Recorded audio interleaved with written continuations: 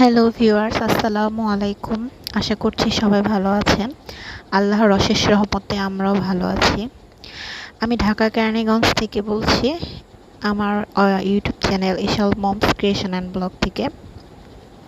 তো এটা হচ্ছে আমাদের গ্রাম কেরানীগঞ্জের নাজিরপুর নাজিরপুর গ্রাম। এটা হচ্ছে নাজিরপুর বিল বলি আমরা আসলে, বাট এটা আসলে অফিসিয়ালি নেম বা নদীর দুই ধারের মানুষ দুই নামে ডাকে। আমাদের এই পাশে যারা আছি আমরা নাজিরপুর গ্রামের, আমরা সবাই বলি নাজিরপুর লেক বা নাজিরপুর নদীর পার।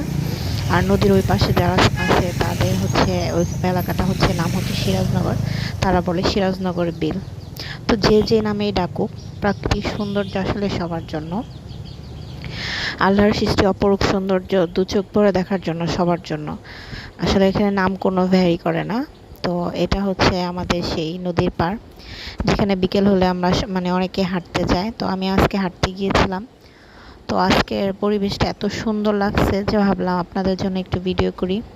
তো আমাদের এই নদীর পাড়ে হচ্ছে যারা বোটিং করে বা কাইকিং করে তাদের জন্য নৌকার বা এগুলোকে কি বলে, কাইকিং বলে, এরকম নৌকার ব্যবস্থা আছে। তো অনেকে আসে দূর দূরান্ত থেকে আমাদের এই নাজিরপুর নদীর পাড়ে ঘুরতে। তারা ওই যে বোটিং করতেছে, ঘুরতেছে। তো নদীর উপর এই কি বলবো, সূর্য যে অস্ত হয়ে যাওয়ার সময় লাল হয়ে আসে, অনেক সুন্দর আসলে একটা দৃশ্য। তো এটা একটু ভিডিও করলাম আপনাদের জন্য। শহরের খুব কাছে যেহেতু আমাদের এই কেরানীগঞ্জ উপজেলা, তাই শহর থেকে অনেকে একদিনের ট্যুর বা একটু নদীতে প্রাকৃতিক পরিবেশ নদীর পাশে দেখার জন্য অনেকে আসে। আর সামনে তো শীতকাল আসতেছে, শীতকালে তো আমাদের এই বিলটা অতিথি পাখিতে ভরে থাকে। আশা করছি ইনশাল্লাহ আপনাদের জন্য সেগুলো ভিডিও করব। তো এই তো আমি হাঁটতে গিয়েছিলাম বিকেলবেলা। তো ভাবলাম যে আপনাদের জন্য একটু ভিডিও করি। মানে এত সুন্দর লাগতেছিল নদীর উপরে, মানে সূর্য অস্তের যাওয়ার যে গোধূলি রংটা একদম কমলা টাইপের চকচক করতেছিল পানির উপর। তাই দাঁড়ায় কিছুক্ষণ না হেঁটে দাঁড়ায় ছবি ভিডিও করতেছিলাম। তো আমাদের এই বিলকে কেন্দ্র করে আশেপাশে দুই পাশে অনেকগুলো ক্যাফে ও রেস্তোরাঁ মানে গড়ে উঠেছে, যেগুলোতে মানুষ আসে ঘুরে খাওয়া দাওয়া করে। আমি আসলে আজকে রেস্তোরাঁর ভিডিও করি নেই, ওগুলো আপনাদের জন্য আরেকদিন কি কভার করব বা শেয়ার করব। তো হাঁটতে হাঁটতে যেহেতু বেরিয়েছি, তো দাঁড়ায় তার ভিডিও করলে হয় না। তো ভিডিও করে একটু তারপরে হাঁটা শুরু করলাম আবার বাসার উদ্দেশ্যে। তো এটা হচ্ছে ডান পাশে হচ্ছে, এই রাস্তার ডান পাশে হচ্ছে নদীর পাড়, আর হচ্ছে বাম পাশে কৃষি জমি বা চাষের জমি, অনেকের বাড়িও আছে, আবার ক্যাফেগুলোও আছে এই দুই পাশেই। তো বিকেলবেলা এখানে অনেকেই হাঁটতে, এলাকার স্থানীয় আশেপাশের 2-4 গ্রামের মানুষ বিকেলবেলা এই রাস্তাতে হাঁটে। তো এই যে হাঁটতেছিলাম, একজন লোক আবার তার গরুর জন্য ঘাস কেটে নিয়ে যেতেছে। তো বিকেলবেলা আসলে একটু হাঁটা উচিত সবারই, কিন্তু আমি আসলে নিয়মিত হাঁটতে পারি না, চেষ্টা করি মাঝে মাঝে হাঁটতে যাওয়ার।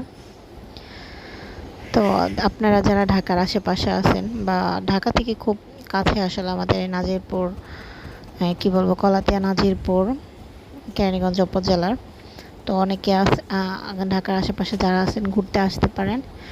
মানে খুব বসিলা ব্রিজের পরে আপনি মোহাম্মদপুর থেকে সিএনজি নিয়ে একবারে কলাতিয়া চলে আসলে, কলাতিয়া বাজার থেকে রিক্সা নিয়ে নদীর পাড়ে, নাজিরপুর নদীর পাড় বললেই চলে আসতে পারবেন। খুব ইজিলি লোকেশন, এবং অনেক সময়ও কম লাগে। প্রায় 30 মিনিট বা 40 মিনিটে আপনি মোহাম্মদপুর থেকে নাজিরপুর নদীর পাড়ে এখানে চলে আসতে পারবেন। তো হাঁটতে হাঁটতে অনেকে আবার বাদাম খায়। ওই যে সামনে দুজন মহিলা বসেছিল, তারা বাদাম বিক্রি করতেছিল। তাই যদি তাদের অনুমতি ছাড়া আসলে তাদের ভিডিওটা আমি ক্যাপচার করি নাই, তাই ওগুলো স্কিপ করে গেলাম। তো হাঁটার সময় যে সামনে একটা বাগান বাড়ি, এখানে আসলে কেউ থাকে না, বাড়িটা অনেক সুন্দর। সামনে যা আপনাদেরকে আমি দেখাবো, মাঝে মাঝে হয়তো কেউ আসে, বাট এমনিতেই কেউ থাকে না মনে হয় সম্ভবত। আমি আর কি কখনো লোক দেখিনি। তো আমি এক পাশ দিয়ে, আমাদের এলাকার এক পাশ দিয়ে কি বলবো, এক দিক দিয়ে হাঁটা শুরু করে আরেক পাশ দিয়ে চলে আসছিলাম। তো ওই যে দুই পাশে এরকম ঘাস আর নিরিবিলিতে হাঁটতে আসলে ভালোই লাগে।